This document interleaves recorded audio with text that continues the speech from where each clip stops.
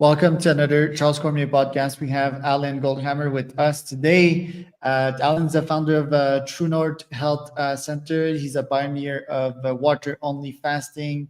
He's helped thousands reverse chronic diseases through supervised fasting, challenging the only mainstream model of pills and procedures. So if you think fasting is extreme, wait until you hear what the science and results say. So, Alan, welcome to the pods. Tell me a bit more about yourself and what you're up to nowadays. Well, I've spent the last 40 years as director of the True North Health Center, specializing in medically supervised water-only fasting. So we have patients fasting up to 40 days on water only to reverse the diseases of dietary excess. The things that are getting a lot of people today are conditions like cardiovascular disease, high blood pressure, diabetes, autoimmune disease, conditions like lymphoma. Conditions, interesting enough, that used to be rare. They used to be called the diseases of kings because it was only the wealthy elite kings that could eat in the way that it takes to be able to sustain those diseases. And now, of course, they're ubiquitous. And we use fasting as a way of undoing the consequences of chronic dietary excess. So you get rid of not only fat, but particularly visceral fat. That about 10% of people's fat on average is what's called visceral fat. It's a tissue that tends to accumulate around the belly, around the organs, a type of fat that's hyperplastic, hypermetabolic. It acts like a tumor. So if you have 20 pounds of extra fat, you may have 2 pounds of extra visceral fat. It's like having a 2-pound tumor in your abdomen, giving off inflammatory products that cause these diseases. Fasting preferentially mobilizes that visceral fat. So it's kind of a unique application of an ancient practice for a modern problem. And it works well. And we've published a number of papers in the peer-reviewed literature. We've published a book called Can Fasting Save Your Life? That summarizes that original research. And what we've been able to show is that these conditions that currently are not well treated medically, for example, high blood pressure. If you go to a physician today to treat high blood pressure, they'll give you some pills. They'll have side effects like chronic cough, fatigue, impotence, and even death for that matter. But most importantly, they will tell you and they will promise you, if you do exactly what you're told, you'll never get well, that you'll be sick the rest of your life, that you'll be on medications forever. Whereas, with this nutritional medicine approach, you can do a fast, normalize your pressure, get off meds. And if you're willing to do dangerous and radical things like eat well and exercise and go to bed on time, you can sustain those results. And we've published papers, including one with 174 consecutive patients, all of which were able to lower their pressure enough to eliminate meds. And we recently published a paper with our colleagues at the Mayo Clinic, where 26 out of 27 patients were able to sustain long-term normal blood pressure without medication. In fact, at a year, 76% of the people had been able to maintain not only weight loss, but the majority were also had normal blood pressure without medication. So it shows people can not only get well fasting, but some people, highly motivated people, are able to maintain diet and lifestyle changes sufficient to maintain those results indefinitely. I love that. And how did you get into fasting yourself? And which was your longest fast ever? Yeah, well, I was very fortunate. I was very young. I was about 16 years old. I became very interested in fasting because I read a book by Herbert Shelton said that health was the result of healthful living, and that diet, sleep, exercise, and fasting could help you not only get well, but stay well. And it made a lot of sense to me. Instead of waiting till you get sick, why not do something early to stay healthy? It's kind of like, saving money early instead of waiting and then trying to do it all at the last minute. So I got interested in that. It made sense. And I began to apply those principles with a high degree of satisfaction. And I was, a bit on the spectrum. So it's like, some people get interested in dinosaurs or spiders or something. I got interested in fasting. And so pursued that kind of wholeheartedly and really read everything that there was to read on it, got involved in it. I was inspired in part by my uncle, who was a medical doctor. And he said that getting involved in alternative medicine was the worst thing a human being could ever do. And he said that better I should be a communist spy. He was really upset. My father, who didn't get along too well with him, had taken me aside and he said, son, I don't know anything about this alternative medicine, but anything that makes him that mad and angry, it can't be bad. So stick to your guns. And that's all I've done since then. I've really been involved in nothing else my entire life other than learning how to not feed people and then how to feed them a whole plant food diet after fasting. Interesting. And which one was your first fast? And how did you felt after? Was it painful? Was it game changing? What was your first You know, experience or your first I memorable was so experience? young, I never really had any health problems. And so the fast for me was the same as it is now. I fast every year. It's very uneventful. People that are on healthy diets and that have fasted previously don't really have very much trouble adapting to fast. The enzymatic changes that take place with fasting persist. And so every time you fast, it gets easier and easier. It's kind of like exercise. If you've exercised all your life, exercising is not a problem. If you've never exercised, the first time you exercise, it can be a little bit of a mind-bending experience. And the same thing true with fasting. So for me, fasting is kind of uneventful. For my patients, not always so. Sometimes it can be rather what I call entertaining. As the body rapidly mobilizes and eliminates the materials that are contributing to causing the problems that they're suffering with, getting well can sometimes be, well, often an intense and miserable experience. But if people get well, they forgive us for that, and it works out okay in the long run. And why do you do it specifically? Because I believe that not only does fasting helpful at getting sick people well, but I think also is helpful keeping healthy people that way. And I think that fasting, we actually did a study recently. We looked at cardiometabolic risk factors in sick people. And, obviously there were significant improvements. Blood pressure comes down, blood sugar comes down, cholesterol comes down, lipoprotein, little a, all kinds of objective markers change with fasting in sick people. But when you look at this in healthy people, proportionally, percentage-wise, the cardiometabolic changes in healthy people is actually greater than sick people. The people I believe that will get the most benefit with fasting are healthy people that are doing it before they get sick in order to stay that way, to induce the changes that before breakdowns actually occurring. The difference is, though, sick people sometimes have to do long-term fasting, whereas healthy people, rarely are we having to do long fasts in healthy people. Usually 5 to 10 days of fasting is enough to get the job done, whereas sometimes we have to do multiple long fasts in some sick people in order to get them well enough that they can go back to enjoying their life. Interesting. And why water only? Why not like the dry fast that I've heard about? Yeah. I don't think, personally, I don't think that dry fasting has been well researched, and I also don't think it's physiological. When you think about it, in fasting, you're rapidly mobilizing materials like accumulated intermediary products of metabolism as well as toxic products.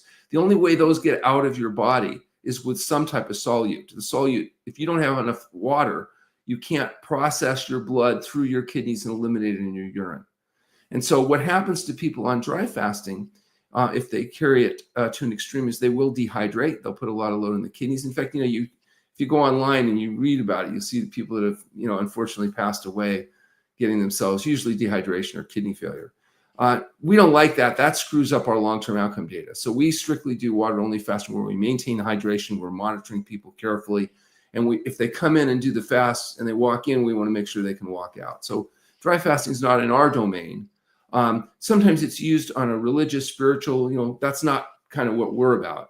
We're more physiological, health, not so much how to get into heaven or that kind of stuff. Right. And have you studied the mental benefits as well of fasting, starting with like the gritty mindset aspect of it once you get to the other side? Sometimes it's so hard, especially when you start, and just developing that grit muscle. It's really interesting because fasting has a pretty storied history. Moses, David, Elijah, Jesus, all these people fasted for as long as 40 days. In fact, if you look at the Jews, the Jains, the Hindus, the Muslims, the Christians, they don't all agree on everything, but they all have a tradition and a deep respect for fasting, both of its mental and psychological effects and its physiological effects. And it's interesting, there's a book out there, it's called Anatomy of an Epidemic. And this is a research journalist who looked at the use of medications, particularly Prozac and serotonin uptake inhibitors, these kinds of drugs that we introduced in 1986. And he looked at the data on it. And it was interesting because it used to be that an acute depressive episode would have a 5% chance of long-term disability. Today, it's 60%. And he traces it back to the use of these medications that interfere with the D2 receptors in your brain. And so you use these drugs, then it's very difficult to get off of them because when you try to withdraw these drugs, they cause acute depression and anxiety. And then you're told that you have a biochemical defect that has to be dealt with forever. The reality is that that's not true. There's no evidence suggesting that depression, for example, is associated with a biochemical defect of serotonin or dopamine or anything else. So the actual neurochemistry of people depressed or not depressed is essentially the same. So the whole premise is built on a false premise, at least according to this book. And it's also consistent with our experience, because we get people off these medications, and sometimes you have to do that carefully. I might mention, you can't just arbitrarily discontinue neuropsych drugs, but if you can wean people off drugs, get them fasted, get them on a healthy diet, exercise, and sleep program, oftentimes they function better off medications than they ever did on medications. But sometimes it also means you have to limit the stresses in people's lives within their capacities. And that can be a great challenge in a world that's designed to make you, fat, sick, and miserable. It can be a great challenge to live your life in a way that you're within your capacities, both physically as well as psychologically. Right. And through many years, I think the keto diet tried to mimic the effect of fasting. How successful was it? I was on keto, I think, for probably a year or two. I'm very disciplined about it, and my gut didn't like it. It actually hated No, it. I'm well, also an ultra athlete, so I couldn't continue that one. But how right. effective was it? Well, it's effective in the sense that if you go on a diet without any carbohydrates, you get a fasting mimicking effect of hunger blunting. In fast, people go in our program, they're on fast up to 40 days. They have no hunger. They're going to cooking demonstrations, and they're interacting with people. It's not a problem, because once you get into ketosis, there's a hunger blunting mechanism. Well, you reproduce that with the Atkins keto paleo type diets, and so short term you can get some weight loss. But long term, it's a nightmare. High fat, high protein diets, it's well established, lead to problems with gastrointestinal issues, lead to problems with heart disease, cancer risk. And so oftentimes what I do is I'll get patients that call, and maybe their physician suggested a keto diet. They go on the keto diet, they lose a little weight, their cholesterol may come down a little bit, they may get some short term, but at long term, they're getting heart attacks and having gallbladder problems and all kinds of difficulties. And so it's not not a program that we would consider long-term health promoting. It's a short-term hack, basically, to try to get some short-term gain. Now, if you want to lose weight quickly without a lot of effort, you can just get a chainsaw and take your leg off at the hip. It's 40 pounds overnight. I don't think it's a long-term health strategy, or you can grind it out the hard way, which is adopting a health-promoting diet and lifestyle, which is a whole plant food diet. You do the exercise, you get the sleep, and you will, if you're a male, lose an average of about 3 pounds a week. Down to optimum weight. If you're a female, it's going to be about 2 pounds. Women are basically energy conserving fat storage devices. They got a lot of estrogen, which is a fat storage hormone. And as a consequence, they have to work a lot harder than males do to get the equivalent result in terms of short-term weight loss. But everybody can eat a healthy diet, lose the weight. We don't have patients that aren't able to lose their extra weight. And if you're willing to include sleep and exercise in the pattern, you can usually get a very satisfactory result without having to compromise your long-term health with the dead Dr. Atkins diet. May his filet of soul rest in peace. Interesting. What about OMAD? I used to do OMAD quite a lot. It suited my schedule as a busy entrepreneur. Would eat once a day. The cons to that, would be that I would eat too much, right? Because I'm also not ultra athlete, and I need at least 2,000 calories to fuel on a daily basis. So, what is your thought on that one? Well, I would disagree with a day. with the use of that diet long term, and the reason is that if you're eating a low fat diet that's rich in plant fibers, so lots of fruits and vegetables and this type of stuff, a whole plant food diet, your stomach can only hold so many calories unless you put a lot of fat in there. And so you need to fill that feeding bag up 2 or 3 times a day in order to get the quantity of calories that you need. So eating a 1 meal a day might work fine while you're losing weight and trying to be on a calorie restricted program. But long term, it's hard to eat the kind of foods that we're advocating, these whole plant foods, fruits, vegetables, grains, legumes, nuts, and seeds, without feeding yourself 2 or 3 meals a day. If you're on a really high fat, high protein meal, there's not too much trouble because it's very dense food. But the lower density, higher nutrition foods require a little more volume, at least when you've gone through your weight loss and you're looking for weight stabilization. And also, a person that's active is going to burn more calories and eat proportionally more food. And you want to be able to be physically active and also mentally active. So a diet that puts you in a hypocaloric state that reduces your cognitive capacities or your physical capacities isn't what we would consider a sustainable diet. We wouldn't recommend fasting people forever either. You use fasting for specific gain. You use healthy eating for a different purpose. When it comes to fasting, I mean, I've done 3 days. I think the longest I've done was like 5 or 7 days. I can't remember. I can remember that it was horrible.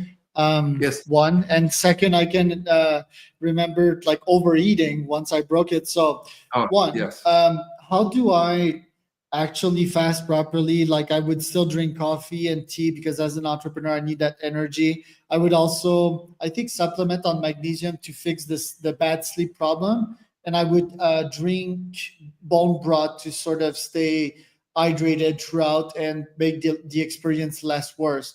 Is that a good Right. protocol? No, I wouldn't recommend that. That's not really a fasting protocol. That's a different kind of protocol. There's lots of people advocating all kinds of fasting modified protocols, which is totally understandable because, as I said, unless you prep well, first of all, you want to make sure you're a good candidate for fasting. So we would recommend that anybody that's thinking about doing a long-term fast, make sure they have history exam and lab done to make sure there's no contraindications to fasting. That's number one. Number two, preparation for fasting is key. If you'd like to be less miserable, you need to withdraw all drugs, including caffeine, alcohol, THC, animal foods, and ultra processed foods. All of that needs to be out for a few days before you start fasting. You don't want to try to neuroadaptive fasting at the same time you're detoxing from caffeine, having those headaches, dealing with withdrawal from the other chemical substances. So first of all, preparation is key. Second of all, rest and fasting is critical. If you're too active in fasting, like if you're working and driving and doing this kind of stuff, what's going to happen is you're going to increase gluconeogenesis, the breakdown of lean tissue. Because once you use your glycogen stores up after 36, 48 hours, the only way your body can get that extra glucose need that's necessary to maintain the muscle activity or the brain activity beyond baseline is by breaking down protein. And so when you rest in fasting, people say, well, won't you lose more weight if you exercise when you fast? Yes, but it won't be more fat. It'll be lean tissue. What's really interesting, if you look at our study on body composition changes in fasting, that we've got actually a couple of papers published using a DEXA scanner monitoring what actually happens to the body in fasting. And what if you take a typical person, they say a male like yourself that fasts for 2 weeks, you would lose about 10% of your total body weight. And if you're resting, you lose 20% of your total fat and surprisingly 40% of your visceral fat. You'd lose 6% of your lean tissue. But by the end of 6 weeks recovery, you would have replaced all of that and then some. Your baseline lean tissue would actually be higher at 6 weeks than it was at baseline. It will preferentially mobilize fat and visceral fat. And that's particularly if you're trying to get rid of visceral fat and the tumor-like activities that it's having. That can be a really nice benefit. However, if you're active, you may lose more total weight, but all that extra weight will essentially be lean tissue and dehydration. So the reason why people have such a miserable time when they try to do short-term fasting is, number one, they're often toxic waste dumps and they rapidly mobilize these materials. So your mouth coats up and tastes like something crawled in there and died. You get low back pain, you get skin rashes, elimination. It's terrible. They don't prep well, and also they're too active in fasting, so they dehydrate. And dehydration is a miserable experience under any circumstance. And so by avoiding that, you can actually make fasting somewhat less miserable. That's actually the theme at the True North Health Center. We've had 25,000 people come to the True North Health Center for fasting in the last 40 years. And we've learned how to help make fasting somewhat less miserable. And that's essentially the best we can offer. We can be Wasn't done it? safely. Yeah, go ahead. Sorry. I was going to say, it can be safe and it can be done less miserably if you follow the protocol laid out in our book, Can Fasting Save Your Life? And wasn't it like Dom D'Agostino that would do like crazy deadlifts once he was in a fasted state? What do you have to say about ketones as well? Yeah, so there's no question that you can push yourself in the fasting state, and sometimes people are able to achieve some rather amazing outcomes, but that's not necessarily healthy. I mean, that's not. I would We're not. never do that. Like I would have back pains for like 2 weeks if I would do that in a fasted state. What's interesting with chronic back pain, particularly, is we have a lot of chiropractors and naturopaths and acupuncturists and all these people at the center, and we joke amongst ourselves that you better treat people immediately upon arrival, because if you wait till they're done fasting, you'll have nothing left to treat because everything heals itself up. It's really amazing how good the body does at healing itself if you just get out of the way and let it do its own thing. Right. And what if I show up to your center? Like, one, I would take a break, right? I wouldn't work, or would I? Do you allow work? And how would the experience be different from me than if I would DIY it? Right. So we encourage people to rest during fasting. However, there are some activities, like for example, you're not going to do roofing, or heavy manual labor during fasting. Not desirable. But we do have patients, particularly healthier people that are doing shorter fasts. We know we're not doing some 30, 40-day fast. They're doing a preventative fast. Who are able to get access. We have, fiber optic cable. They can carry on some passive activities, particularly things that they enjoy. It's not the time to do your taxes or deal with things that are stressful and all that. But sometimes some activity during fasting might actually be useful because it helps distract people from the process. We have classes, for example, 3 times a day where people go through, we call them education. It's actually kind of brainwashing. It's about diet and lifestyle and exercise and fitness and, mental activities and meditation and whatever. So we're trying to give people skills so when they go home, they can sustain the diet and lifestyle changes and sustain the results. So we get really good long-term outcome data. So we have a big educational component to the process of the center. We examine people twice a day. That provides us objective feedback. We make sure that if they walk in, they can walk out, or do their blood, that urine testing, whatever. And also, it allows us to answer people's questions because things come up and they, why is their elbow swollen up like somebody beat it with a bat? And, we go back through and explain the processes the body's going through. Sometimes you'll see skin rashes, you'll see, the bile will dump. You can have all kinds of detoxifying things. Sometimes it's really what I call entertaining, but, particularly for people that haven't had the benefit of giving their body a chance to unload. A lot of us are carrying around a lot of materials, PCB, dioxin, pesticide residue, heavy metals. As that materials come out, there's characteristic symptoms that are often presented. People get a taste in their mouth, which is often very similar to the taste of the drugs and other things they had when it was going in. It's really interesting. Wow. Yeah. What about cancer prevention, right? Is it still like one of the most known and best prevention for cancer? Well, we think so. There's not a lot of good long-term research data yet. We're involved in trying to do some of that, but mostly it's cancer treatments. You have somebody with lymphoma, like we've published some case reports in British Medical Journal, actually, which is kind of amazing. And in fact, we have a case series now on the treatment of follicular lymphoma, where people come in and fast. You can literally feel those tumors going down. And then we've got before and after CT3 and now 10-year follow-up on some of the original cases. It's really interesting, though. We were trying to propose a clinical controlled trial to one of the big national HMOs. And we've done a safety study. We've got, good outcome data showing it can be done safely. And they said, oh, yeah, they know it can be done safely and they know it could be conceivably effectively, but they're not interested in getting involved in the study because they can't figure out a way to do it profitably. And if they do a study that shows it's effective, they need to offer the therapy.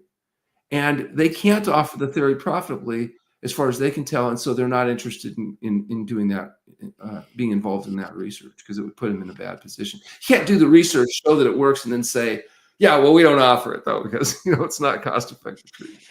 And could you run that research without them? Oh, How we will, financially absolutely. feasible is it? Like, what's your process to run a lean, scientific, and the study that won't bankrupt you? Yeah, well, we've published 22 papers in the scientific literature, both case reports as well as clinical trials. And we've been successful with that. We're a 501c3 nonprofit research organization. We have some very generous supporters. All the proceeds from the operation of the True North Health Center go to the True North Health Foundation, which funds the research and all that. So we're perfectly capable of doing it. We were actually offering the HMO to finance the entire thing anyway. We just wanted affiliation with them because it helps you get published in big name journals. And it makes it much more credible when you have a large a medical institution. Like the papers we published with our colleagues at the Mayo Clinic, we wouldn't have gotten in major journals on our own because we're just crazy quacks from California as far as anybody's concerned. And it seems ridiculous. How could doing nothing work better than doing anything in treating the leading contributing cause of death and disability? It just seems kind of ridiculous. But when you're affiliated with major medical institutions, they're more willing to publish the papers, get involved in taking a look at it. So that's why we did it. It wasn't a financial thing. It was really just trying to, have a bigger impact, with the outcome data. And I don't know what to say. It's a difficult world out there right now. Yeah, with big pharma and all of that, I do believe that these companies want to do good, but they want to bring profits before anything else, right, to their investors back. So that's a big problem. Talking about that, how's been True North for you? You've been running it for 40 years now, had 25,000 people. Has it been profitable? Is it like hard to run as a business Well, or? we run a small margin, and that margin has been sufficient to support the True North Health Foundation's research. So for us, it's been fine. I don't know that you can, with very small margins, you can't interest investors. It's not the kind of business that I think there would be, the big boys are going to want to be interested involved, and that's why the HMO is saying they don't really see how to do it profitably. Because one of the problems with fasting is you have to be at a place for a long time. Like if you look at the rates, the base rate at the True North Health Center is $209 a night, includes everything: medical care, feeding, fasting, inpatient care, the whole bit. If you look at the facilities around the country that offer alternative medicine care, you notice they're very expensive. $500 a night, $1,000 a night. They're very, very pricey. We can't do that because we need people there a long time in order to be able to have enough time to get, all those programs are very short. You're there for a week, you're there for 5 days, and they charge what, we charge for a month. And so because we need people there long enough to be able to get well, also we need them there long enough to establish new habits, and we need them to be able to afford to come back. And we're not covered by insurance.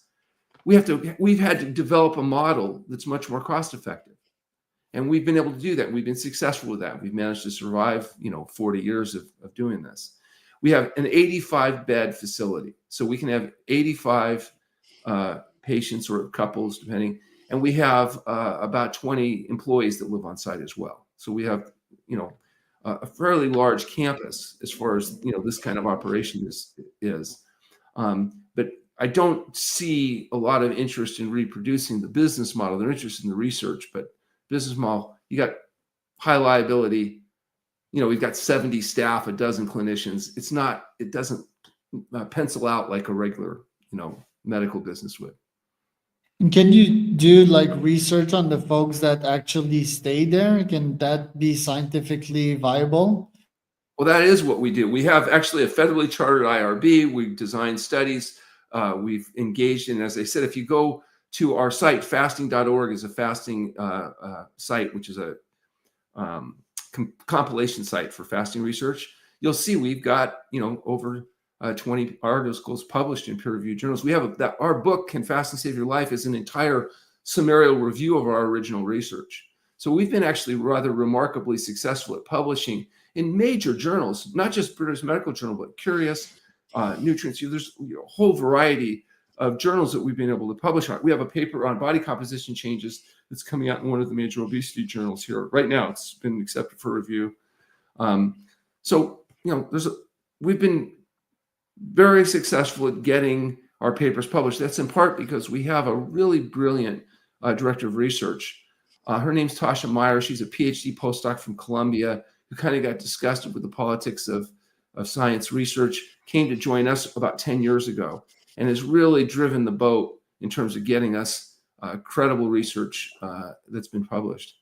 And because we have a human subjects laboratory here, we can have these patients on site in a controlled setting, it's much more practical for us to publish and conduct this research than it would be. Like, for example, if you're going to go to a human subjects laboratory in a hospital, it costs them $2,000 a night per person just to have somebody in the lab, let alone can you imagine how hard it would be to recruit for a study where you said, well, we want you to come in and we're not going to feed you for 3 weeks. And the subject are going to go, yeah, oh, that sounds good. Yeah, I just won't eat for 3 weeks. Well, we can do it because we have people coming to us from around the world that want to fast. And we're able to appropriately screen, select, and monitor those patients so these studies can be conducted. And talking about your books, tell me about the pleasure trap and how has this book evolved to our times nowadays with AI, the social media, and everything. Well, the pleasure trap is based on the premise that people's brains are being fooled by the chemicals added to their feed, those chemicals being salt, oil, and sugar. Salt, oil, and sugar aren't actually food. They're hyperconcentrated components of food. Added to food make food taste better. Tasting better essentially is stimulating more dopamine production in the brain. And so we're arguing that just like alcoholism and addiction to cocaine and other drugs can be addictive, we're arguing that the chemicals in these feed are also addictive. And so that people are now eating not just to feel good, but to avoid feeling very bad, which is the hallmark of withdrawal, is the hallmark of addiction. And as a consequence, they're getting fat and sick. And now you got, 75% of people are overweight or obese. It's definitely an epidemic. And we're arguing it's because of the pleasure trap. And so this book makes a compelling argument that, if you learn to recognize and escape the pleasure trap, you can reverse these diseases of excess. And we're using fasting as a tool to help escape the pleasure trap. It's interesting. If you're a smoker, quitting smoking is hard. But by the second day of fasting, people have virtually no physiological craving for nicotine. And some say, yeah, they're so miserable from the fasting, they don't even think about it. But that's not really the case. It's that the body's able to detox more rapidly. Alcohol, nicotine, cocaine, and also salt, oil, and sugar. It's by about 4 or 5 days, you've gone through the most difficult part of adaptation to fasting, and then it gets a little bit easier for most people. And salt and sugar, don't we actually need that to hydrate, and glucose for me to get moving? My brain needs glucose. And tell me also about your non-animal product policy. What do you think Sure. that's useful? So, sodium is an essential nutrient without which you will die.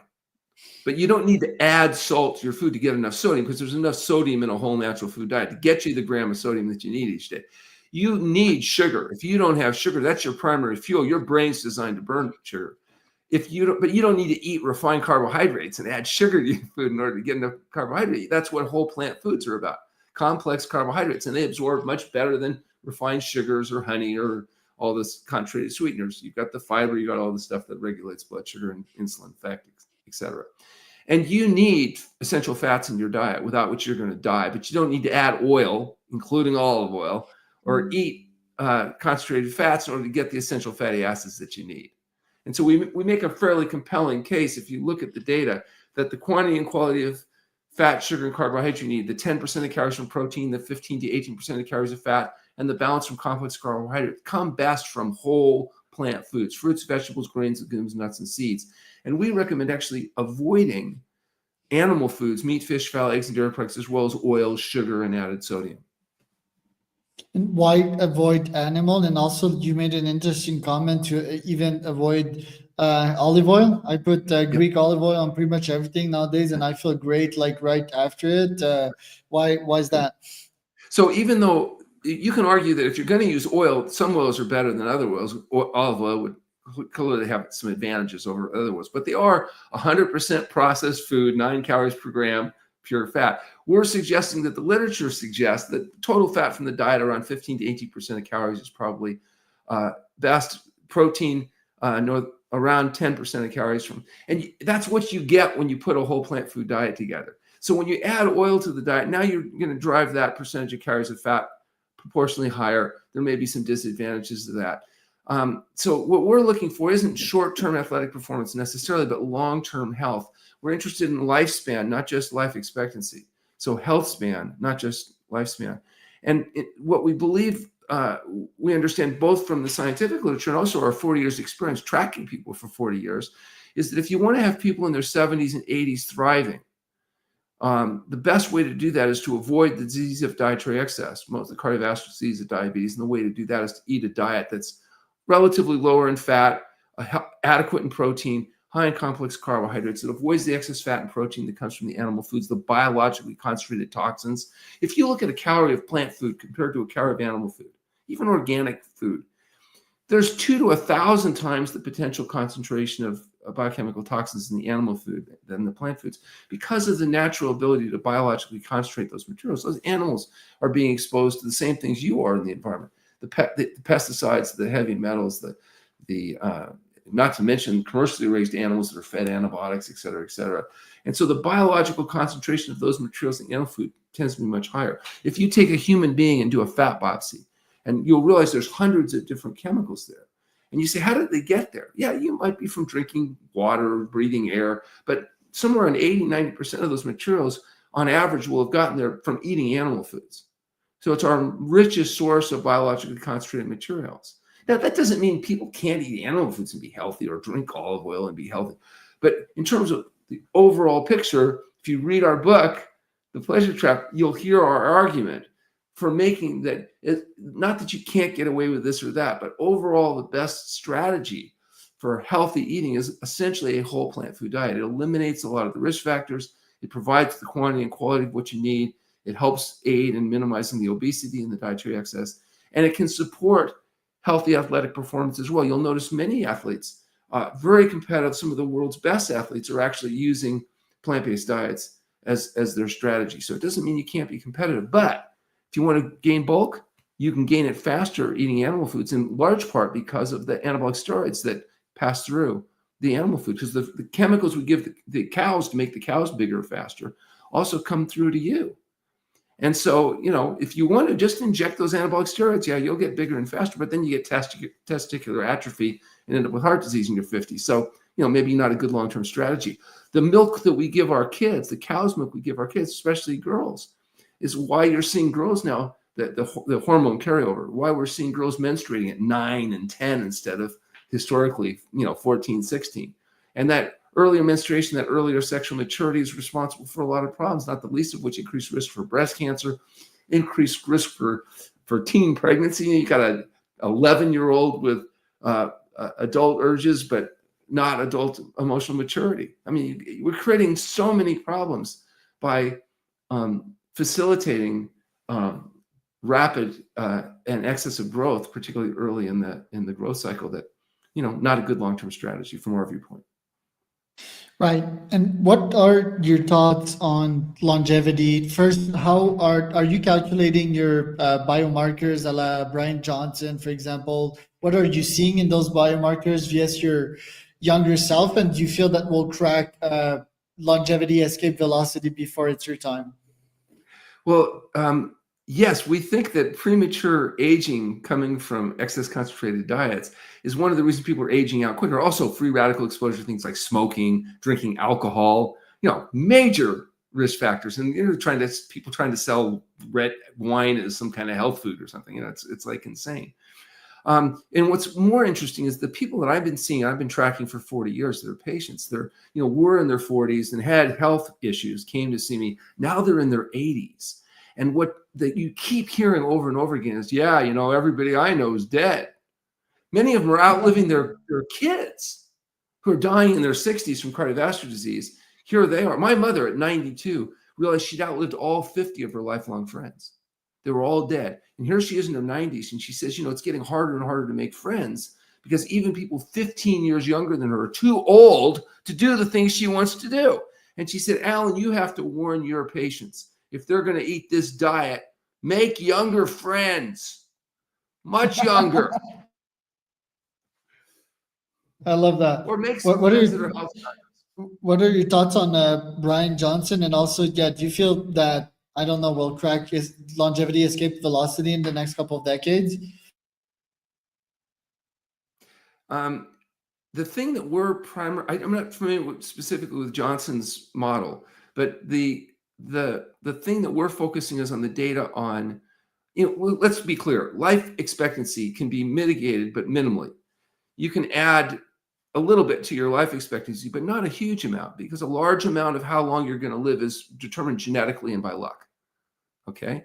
But how well you live, your healthy lifespan, can be profoundly affected by your lifestyle choices. And we know that the average people are experiencing a dozen years or more of debility now. As a consequence, they have the strokes, the heart attacks, the premature aging. That's where you start to see the big impact on these whole plant food diets, is in people reach their 70s, their 80s, they maintain a high degree of cognitive capacity, they maintain a high degree of physical capacity. I see it every day on the basketball court. I play basketball 4 or 5 times a week. And so you can imagine most of the people we're playing basketball with are much younger. In fact, I was playing basketball recently. How old are you? And this guy I played is a good kid. He's a very talented athlete. He said, yeah, you're older than my grandfather. So So you see as they reach their 40s, they're really aging out, and they get, we recently, Dr. Lyle and our psychologist, we grew up together. I'm 66. He's also 66. We went to Florida to play in the national senior championships where you could finally be the young guys again, because the age bracket is 65 to 70.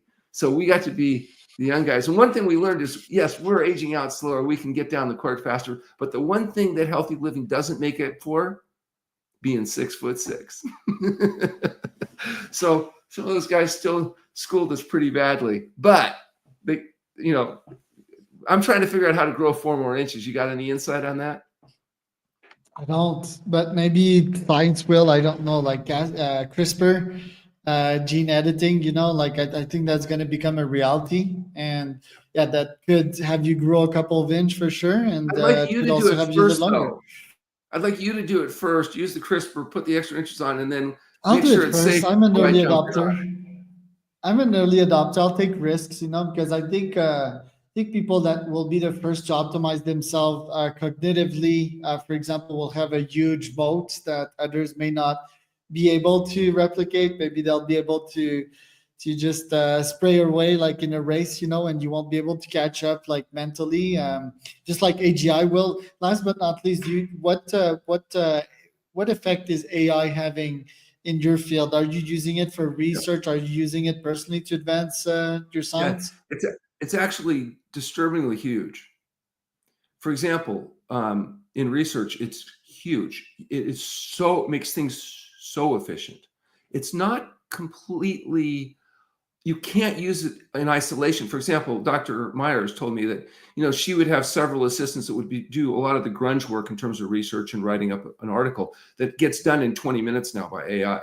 But it's only 90% accurate. So you have to be smart enough to go in there and identify where the problems or the problems in AI thinking. But now with the newer, more sophisticated models, it actually shows you how it's coming to its conclusion. So you can identify, if you know what you're doing, where the flaws are, so to speak. But it's saving massive amounts of time, and particularly when it comes to research, going through and be able to find all of the different things that have been going on and whatnot, hugely beneficial.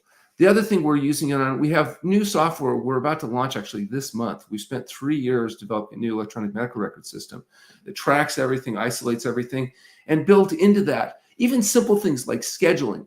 Like normally, to do scheduling effectively, you can't, it creates holes. And people, if they book their own appointments, whatever, they create holes. Well, AI can anticipate all of that and keep that from happening much better than your receptionist do, at least much quicker.